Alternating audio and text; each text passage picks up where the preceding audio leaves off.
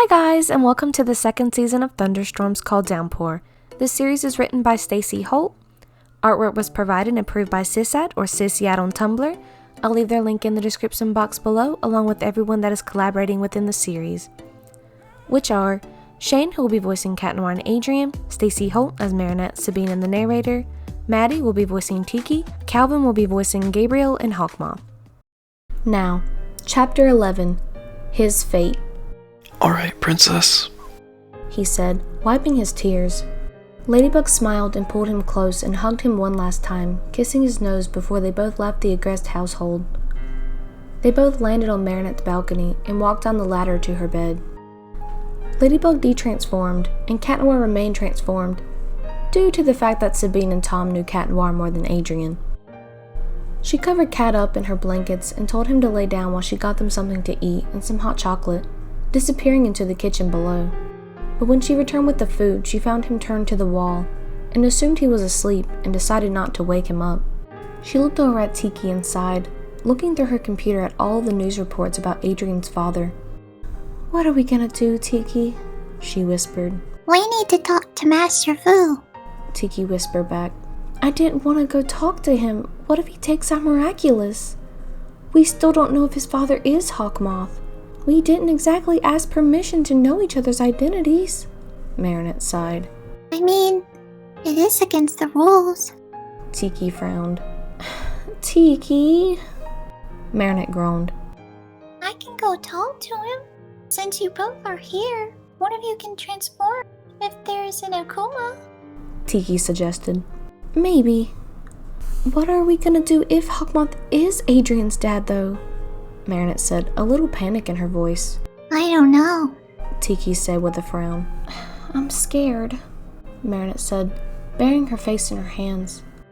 Tikki frowned, knowing Marinette tried to stay strong for her partner, but she was also overwhelmed. She didn't know how to handle this situation. They were still teenagers. They were still in high school. They had no clue what to do. As Marinette and Tikki talked, she was unaware that Cat Noir was still awake, listening under the blankets. He remained quiet, wanting to know what she was actually thinking. He knew her better than anyone else. He knew she would never actually tell him she was scared or worried. She would put up a front to keep him calm, and he was right. That was the Ladybug thing to do. That was what a partner would do. That was what he did when she was hurting. He took the hits when she was down. When he was down, she took the hits. He knew she didn't want him listening to the conversation, but he needed to hear what she really thought.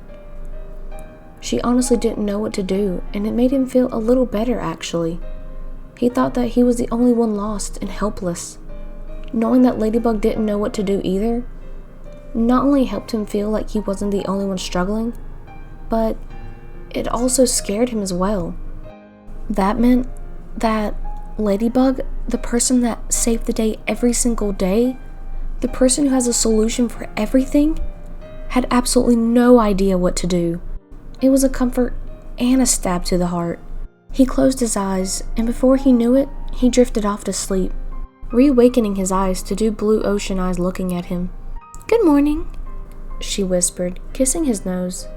Yeah, morning, he said, rubbing his eyes. "You stay in bed. I'll go get us some breakfast," she said. Oh, alright, He said, watching her already dressed and walking downstairs, but not in her normal school clothes. He was a little confused, but didn't care. He looked above them and jumped up to the balcony. He stretched and yawned, hearing the birds chirp as the sun started peeking above the horizon. What time is it? He asked out loud, pulling out his phone. Marinette popped her head above the balcony and put 2 plates on a little table. "It's about 6 a.m. I figured we would skip school today. Go do some investigating, prove some innocence, and talk to Master Fu," she said, taking a piece of bacon off of her plate. It was almost like the talk last night that she had with Tikki wasn't a secret after all. Did she know he was awake? Or did she just decide to tell him? Why? Do you think my father is innocent? He asked, turning his head away, unsure of the answer himself. "Like I said, I don't have the Miraculous in my possession yet. He could have been keeping your mom safe until a cure was found. And gardening could have been a hobby your mom and dad did when she was sick.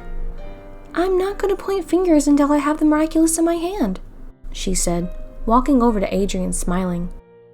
I'm not the biggest fan of your dad, but he is your dad and you love him. He is your family. You're my family, which makes him my family, she said, blushing. Adrian blushed and smiled, hugging her. Thanks, Bugaboo. Now, eat up so we can leave, kitty cat, she said, rolling her eyes. They ate their breakfast and he watched her transform, still taken aback a little by seeing her transform. They took off towards the police station, and they were face to face with Gabriel in just a few minutes. Ladybug let Cat Noir do all of the talking, though she told him that she would jump in if she felt like he would jeopardize his identity. They all three sat down at a table, and Gabriel glared at both of them. Cat Noir's leg was tapping the ground, and Ladybug took his hand to calm him down. Gabriel Agress, if you really are Hawkmoth, where are the butterfly and peacock Miraculous? Cat asked. I don't know what you're talking about, Gabriel said. Why'd you have that woman in your basement? Cat asked. She's in a coma. I have her there until she awakens, he said. What is with the butterflies? Cat said, getting angry. They are my wife's favorites. They are also peaceful and divine, he said. What about your son? He said, slamming his hand on the table. What about him? He said, monotone. Did you not tell him about your wife in the basement? It was on the news. She disappeared. She was missing. How do you think he felt? Cat yelled. Ladybug gripped his hand, causing him to turn to her. He sat back down and went quiet. Mr. Agrest, if you aren't proven innocent, what happens to your son? Where will he go? Ladybug asked. I assume he will go with his aunt and his cousin Felix. Gabriel sighed. Ladybug and Cat looked at one another, eyes widened in shock. What about his bodyguard and caretaker? Cat Noir asked. They aren't his kin. I have already signed for him to go to his aunt. The court date is tomorrow to determine my fate. He sighed. But we don't have the Miraculous, Ladybug protested. We don't know if it was you or not. She stood up. Sorry, young lady, the odds are stacked against me. Though, it was nice fighting against you both. He smiled. I will tell you both, I wanted the wish to bring her back, to simply be a family with my son once again. I wanted my son to be happy again. He smiled, walking away. Ladybug's eyes widened. She turned to Cat Noir and saw that he was speechless. Gabriel left, and the guard that was standing near the door heard every word. Don't report that! She tried to yell, but he had already reported the incident. It's over, isn't it? Cat said, standing up and walking to leave. Cat, she began. You said we were coming here to prove his innocence. You lied! He cried, running out of the police station and disappearing into the streets. Cat, I wanted to. She frowned.